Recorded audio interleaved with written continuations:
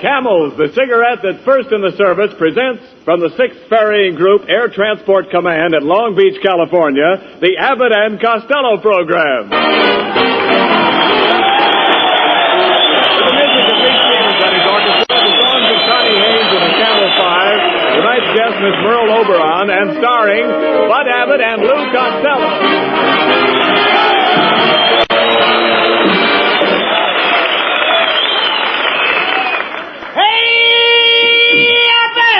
Oh, come on. What's the matter with you, Costello? Hey, Abbott, I want to ask you a very personal question. What is it? Do you think I'm fat? Well, I'd say you were on the plump side. Why do you ask? Well, I was over by one of those big hangars. I was standing next to a blimp. All of a sudden, an officer points to me and says, "Look, they're making them with faces now." Oh, he was just kidding. You know, there's nobody that has a better sense of humor than a flying man. I know that too, Abbott, because I'm a flying man myself. What do you mean? I started flying when I was a 6-month-old baby. You flew when you were a baby? Yep. I flew out of my nurse's arms and made a perfect 1-point landing. No. You mean 3-point? No, 1 point. My safety pin was open. Costello, I don't believe you've ever been up in the air. Oh, yes, I have. I used to be a hostess. Well, you walked into that one, my friend. For your information, plane hostesses are always female. This was a male plane. Tell me, Costello, when was the last time you were up in the plane? Do you want the truth or my version? Oh, no. I want the truth. I think we'd get more laughs the other way. No. Tell the truth. Okay, I'll tell the truth. All right. I took my first plane ride today. Captain Dick Lassiter took me up in a great big plane. Tri-motor? Try what? I said tri-motor? Certainly we tried the motor. What do you think we did? Push it? No, skip it. I'm not going to get it up in the air and then try it. All right, forget about it. Forget about the motor? No. The other thing. By the way, what kind of a pilot is he? Was he flying blind? No, he was perfectly sober. What a dope. Of course he was sober. Well, never mind that. You know, Lou, I wonder what these boys down here at Long Beach do when they go on leave. Well, I saw a bunch of the boys down at the beach with their girlfriends. Did they go down there to spoon? Well, they didn't go down there to wash their socks. Well, here's Ken Niles. I've been waiting to see you, Ken. I was wondering what your wife thought of the picture we made last week. That's right, Niles. What did she think of my acting? Well, I don't mind telling you that she absolutely raved. She raved, eh? Yes, they took her away the next morning. What's so funny about that? Did you make that up yourself? Yeah, out of my head. You certainly are. I hate that guy. Well, I know you do, but quit arguing, Costello. I want to hear more about the picture. Did you read any reviews, Ken? Yeah, sure. The Druggist Weekly gave the picture 4 aspirins. See what happens, don't you? He's got the band framed up. Certainly he's got the band framed. That wasn't a funny line. There was nothing funny about that, brother. How can you imagine that? Listen, Ken, I read all the reviews. And even Mrs. Roosevelt mentioned our picture in her column. What did she say? She said, "My day was ruined." That's the one line I don't know why they got it in there. Wait a minute, look. Lou, didn't we get any compliments at all? Oh, sure. We got one cheer that I remember. Where from? The Bronx. The Bronx? You know, in Hitler's face without music. Oh, yeah. Well, maybe we should give up the idea of producing our own pictures, though. Don't you be silly. No. Perfume Pictures Incorporated is here to stay. And I'm ready to start another picture right now. Push the button for my secretary. Okay. Hey. What's the idea of a horn for a buzzer? She used to be a waitress in a drive-in. Oh. Oh, boss, I'm sorry I was late this morning. Are you doing anything tonight? Why, no, not a thing. Then try and get here on time tomorrow morning. That's a fine secretary. How did you get a job here? I used to be in pictures. I played in The Way of All Flesh. What part did you play? One of the meatballs. Everybody gets laughs but me. All right. Have patience. By the way, do I have any appointments today? Yes, sir. At 12 o'clock you have an appointment with Hetty Lamar. What am I doing after that? Me, he asked. Mr. Costello, could I speak to you for a moment? Why, it's Botsford Twink, our soundman. What's on your mind, Bots? Well, I want you to know that I was terribly hurt because I wasn't in your picture last week with Carmen Miranda. After all, if you're looking for new faces, look at me. My face is new, isn't it? Oh, very new. In fact, your whole head has only been slightly used. Please give me a chance, Mr. Costello. I really do have a lot of talent. You know, I do most of the voices in all the Leon Schlesinger cartoons for Warner Brothers. You don't tell me. Yeah, for instance, here's a little Porky Pig. This is the way I talk when I play Porky. That's all, folks.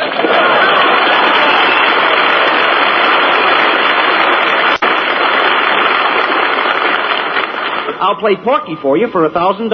What are you talking about? Warner Brothers don't pay you that. I know, but pork has gone up.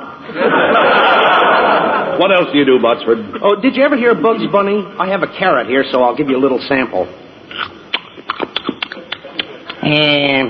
What's up, Doc? What do you say, Tubby? What's cooking, huh? Of course, if you use Bugs Bunny, you'll have to use my wife, Mrs. Bunny. But we can't use two rabbits in our picture. Well, we couldn't separate them. That would be splitting hairs. Well, if you can't use the rabbit, maybe I could furnish some of the musical background. I can imitate an electric organ. Listen.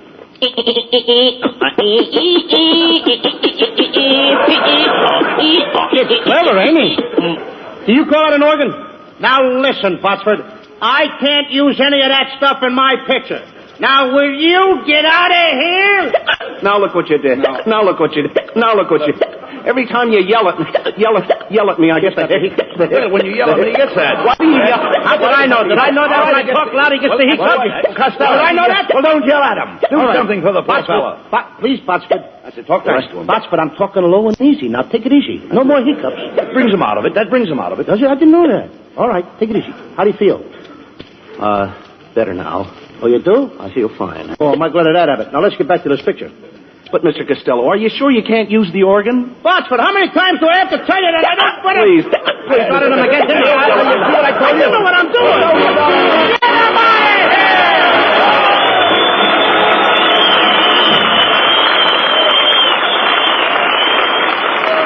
Hey, Lou Costello. Oh, yes, Niles. I want to ask you something. Do you know anything about winter sports? Are you kidding? I'm one of the best ski jumpers in the country. Really? Sure. Last winter at Lake Placid, I made my biggest jump. Yeah? I climbed up to the top of the slide. Thousands of people were looking up at me. Yeah? And when I leaped into the air, I went down at 60 miles an hour, and I made a sensational jump up 200 feet. 200 feet? Yep. And I could have even gone further if there was snow. Oh, Lou. what's better tonight? Thank you. Lou, I know another good skier, and his name is Dick Durrance, and he's one of the finest skiers in the world. In fact, he's so good that the government asked him to give instructions to ski troopers in lightning-fast mountain warfare.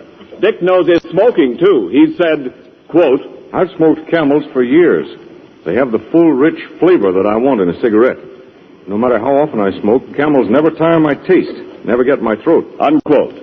Yes, and with men in all the services, Camel is the favorite, too, according to actual sales records in the stores where they buy cigarettes. Try Camels yourself for steady pleasure. You'll like the way they hold up, wear well, pack after pack, no matter how many you smoke. The reason is extra flavor, and you know Camels always have more flavor. Better yet, Camels combine flavor with extra mildness, the extra mildness that goes with slow burning and cool smoking. One reason for that is costlier tobaccos, blended as only Camels know how to blend. Now remember, you're the one who's doing your smoking. Your throat and your taste will tell you.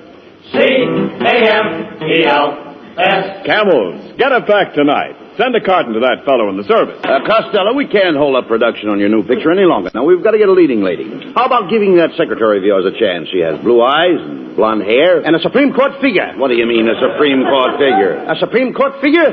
What do you No mean? appeal. Oh! Besides, I phoned Merle Oberon about playing a leading part. You did? Yes. I picked up the receiver and I said, Merle, darling. Merle, sweetheart. Merle, my love. And then? Then I dialed her number. Merle Oberon. Merle Oberon would be swell in our picture. You know, and I sent for a new fashion designer. What is this that just popped in here? What happened? Well, now, wait a minute. I sent for a new fashion designer. Is that it? Now he's in. Come in. Good evening, gentlemen. I'm your new fashion designer. Pierre, you Pierre. To my friends, I'm P.U. You said it, brother. Hey, get a load of that guy's hair. He's a male Veronica Lake.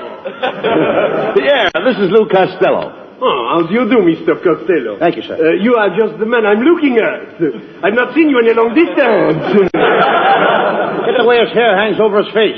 Pardon me, Pierre. Was your mother ever scared by a sheepdog? Oh, come on. Leave the man alone. We've got to get him to design Miss Oberon's clothes. Now, no more remarks about his hair. Looks like a palm tree in a high wind, doesn't it? Well, Mr. Costello, I admit that my hair is a standing joke. Well, it needs a new switch. I don't know what's wrong there. Keep quiet. We must have Miss Oberon's wardrobe designed before she gets here. Pierre, would you mind telling us some of your ideas on women's clothes? Oh, not at all. The main thing is color harmony. Color harmony? What's that? Well, it's very simple, Mr. Costello. For instance, if you were carrying a pink bag, you would not wear a green dress, would you? Oh, gracious, no! I wouldn't dare! Why, I'd be the laughing stock of my sewing circle. All right, come on, never mind. What kind of line is that to get me out of man?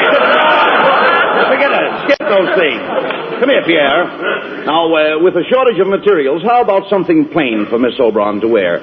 We'll call it a defense dress. How about that? How about making it out of barbed wire? That isn't defense. It ain't exactly an invitation. Go ahead, Pierre. Suggest a dress for Merle O'Brien.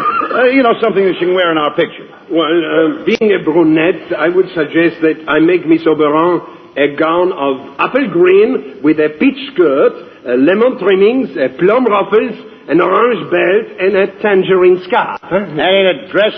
That's a fruit salad. Nevertheless, that sounds fine. Now, what about Merle's hat? Well, the hat should be very simple but very smart. Do you think the boys in camp here would like Miss Oberon in a hat that has 3 roses and a ribbon on the side? Huh? No, they'd rather have 4 roses with a chaser on the side. Now, get out of here and I'll design the clothes myself. Oh, Costello, you can't design clothes. Is that so? I just invented a ladies' leg paint that takes the place of stockings. It even covers the knees. It disguises the knees? You said it. You can hardly recognize the old joints. Well, we let Merle Oberon design her own clothes for the picture. What do you say? Yes, and I'm just the girl who can do it. Now listen, kid, you keep out of this. Look who it is. It's Merle Oberon.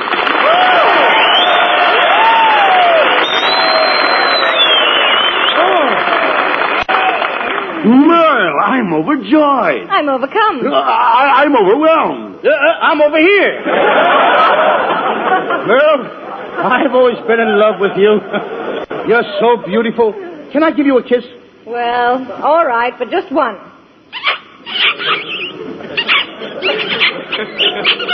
Lou, where did you learn to kiss like that? I used to be a bugler in a Boy Scout. Now, look, if you folks don't mind, we'll go over the script of the picture that you are going to play tonight. It's a story of the knights of old. Merle, you play a beautiful princess. And you wear a hoop skirt. A hoop skirt? Yeah, a hoop skirt. That's a parachute with legs. Costello plays the part of a knight. He's in love with you.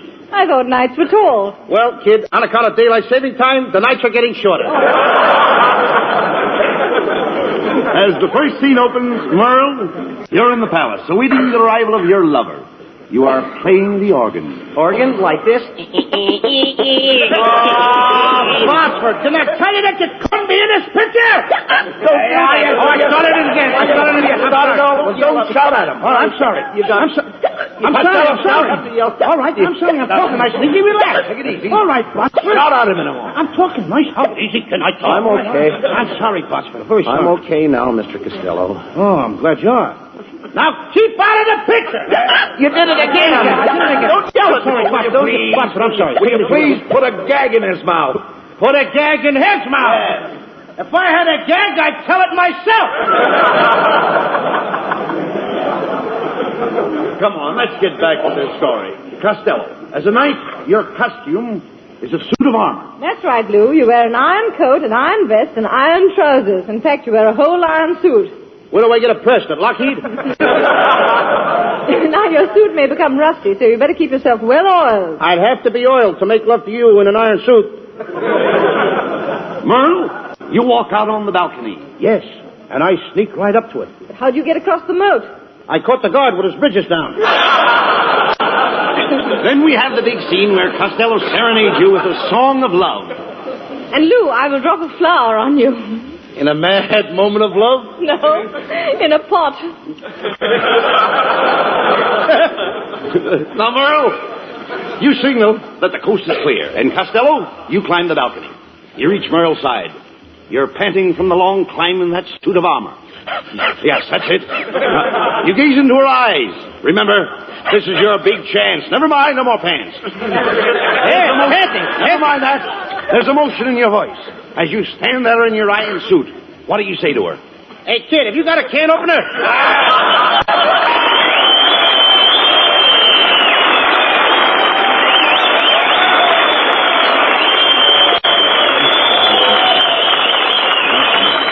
And now, ladies and gentlemen, Perfume Pictures Incorporated presents the great costume drama entitled The Brave Knight Cut Off the Dragon's Tail, or The Dragon Isn't Waggin' Anymore. The beautiful Princess Guinevere is played by Merle Oberon. Lou Costello is the brave knight Sir Porterhouse, and Bud Abbott is his good friend Sir Loin. I play the part of the king.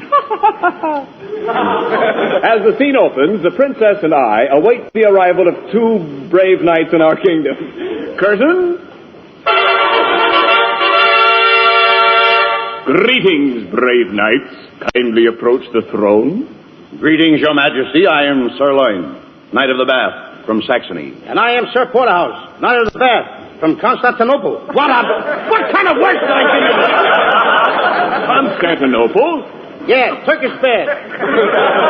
Greetings, brave knights. I am the Princess Guinevere. And who are those beautiful dames with you? They are my ladies in waiting. Well, what are we waiting for? Quiet, Costello. Oh, Sir Porterhouse, you must save our kingdom. The people are angry. They're clamoring outside the gates of the palace. Just listen to them clamor. Clamor, clamor, clamor. Clamor. Did you hear that? The people are revolting. They certainly are. No, the people are starving. They've not eaten in 5 days. Oh, they should try and force themselves. They gotta eat. But, my dear princess, have we no food? Alas, no. The dragon has destroyed our crops. You mean all our corn is gone? Yes, there's only enough left for this program. What's so funny about that? What a fresh princess. Listen to the people shouting. They have been shouting for 5 days, but I dare not speak to them. I will speak to the people, Your Majesty. Open the door. I'll make a speech. People of Saxony! That got him. Now, my dear princess, just what do you desire us to do? My dear knight, for several years now, my father has been bothered by a terrible dragon. Why doesn't he pick up his feet? You don't understand.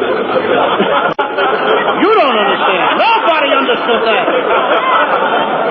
Today the dragon is coming to carry off the Princess Guinevere. You must save me from this mean monster, Sir Porterhouse. He's a very mean beast. Okay, kid. He has 2 heads, one at each end. How does he sit down? He can't. That's what makes him so mean. Well, don't be mean. Don't worry, princess. All right, I'm allowed one mistake, ain't I? I am not afraid of nothing. One time I climbed up a tree and I bagged a ferocious tiger. You went up a tree after a tiger? No! He came up after me! But you said you bagged him. I did bag him. I begged him to go away, but he wouldn't. Hey, what happened? Well, I snapped at the tiger snapped at me, and suddenly something whizzed past me. What was it? Pomona. Pomona? Talk sense, will you? Then my uncle came to my rescue, and I finally brought that tiger home stuffed. What was he stuffed with? My uncle. Oh, Your Majesty, the dragon is almost upon us. He's coming to get the princess. Quick, princess, button up my iron suit. Wait a minute. Just a minute. I thought you were a princess. I work the swing shift on the side. Costello, look at that thing belching smoke and fire. Is that the dragon? It ain't a smudge pot. I'm getting out of here. It's too late. He's got us trapped. Here he comes. Now do what he does. Do exactly what he does. Right. He's staring at you. Stare back at him. I can't. Cockeyed. I can't do it. Quiet. He's roaring at you. Roar back at him. That'll scare him. Wait a minute. Now he's wagging his tail. That lets me out. Look out! Look out, he's going to charge! He's going to charge? How much? Oh. Quick, grab him. Private Governor. Here's a fancy line. Grab him by the gullet. Grab him by the gullet. By the what? The gullet. The dragon's neck. Let him neck. What do I care about their love life? Give me my sword. Give me my sword, somebody. I'll cut his nose off. But how will he smell? That is something that should only interest another dragon. Look out, he's coming at you. Be careful, Costello. Your back is turned to him. He's coming up behind you. I know it. He got me. Where did he get you? Well, if I was wearing a license plate, he would have got off the last 3 numbers. Hey, he ruined my suit. My good iron suit he ruined. You nasty dragon. Get out of here! Oh, don't do that. Don't yell at me. What is with this? How can I do the How can I do the dress? Watch me quick. Now stop. Stop. What can I do to keep you quiet, Butcher? Will you cut it out? I'm sorry. And it's your own fault for hollering at him. There's only one thing that'll cure my hiccups. If you let me kiss Miss Oberon. Oh, very well. I'll kiss you. If only you'll stop those awful hiccups. Go ahead, Botsford. Kiss her. Okay.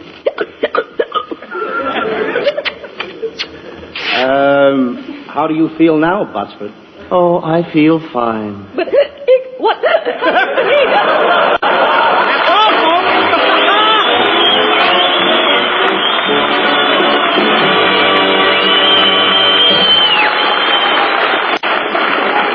Some tunes you whistle for a while and then forget, and others stay with you for years.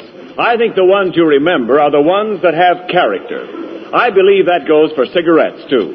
We say that Camels have character, and we back that up with the thousands of smokers who have stood by Camels for 20 years and more.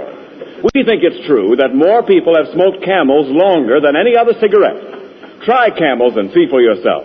Try them in your T-zone. That's T for taste and T for throat. Your own proving ground for cigarettes. Your taste will tell you that Camels have more flavor, and it's extra flavor that helps make Camels hold up day in and day out. Makes the second pack better than the first, and the third better than the second. Your throat will tell you about mildness, too. It's the best judge you'll find. Yes, Camels are mild, cool smoking, slow burning, because they're expertly blended of costlier tobaccos. Your throat and your taste will tell you. C-A-M-E-L-S. Camels, get a pack tonight. You'll want to buy a carton tomorrow. Here's more news about the Camel Caravans, those traveling shows which entertain the men in the Army camps. 32 performances of the Camel Caravan units will be given to men in the training stations throughout the coming week.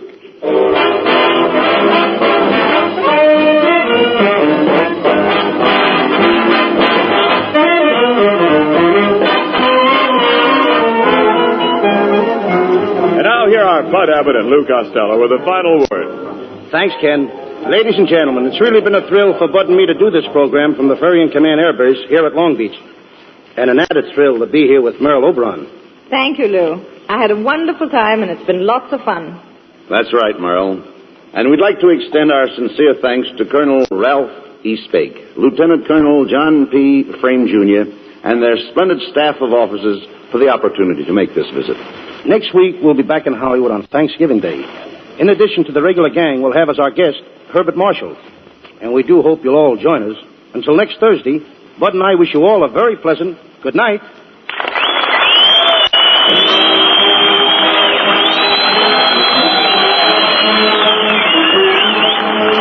Camels present 4 great shows each week. Tomorrow night, the Camel Caravan with Lanny Ross, Xavier Cugat, Herb Schreiner, Lou Lair, and their guest star, Bob Hope. Saturday night, Thanks to the Yanks with Bob Hawke.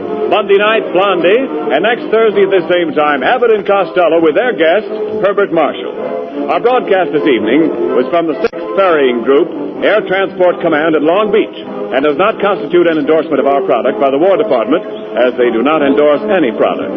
The Army has also requested us to make this announcement to all men of 18 and 19. There is a serious need for young men. So serious that the Army is willing to let men of 18 and 19 choose whatever branch of service they desire. Go to your nearest Army recruiting office or induction station tomorrow. Learn about the jobs the Army has open in 13 different branches, all explained by men who know these jobs inside and out. Listen to the Camel Caravan tomorrow night with Manny Ross, Xavier Cugat, Herb Schreiner, Lou Lair, and their guest star, Bob Hope. And now this is Ken Niles wishing you all good night.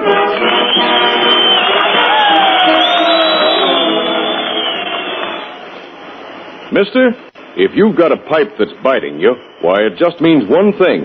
Your pipe's hungry. Yes, sir, hungry for Prince Albert, the mild, rich, tasty tobacco that won't bite your tongue because it's no-bite treated. PA's crimp cut, too, for easy packing and stay-lit burning. Around 50 pipefuls in every handy pocket package. Get Prince Albert tonight. You'll see why men call it the National Joy Smoke. This is the National Broadcasting Company.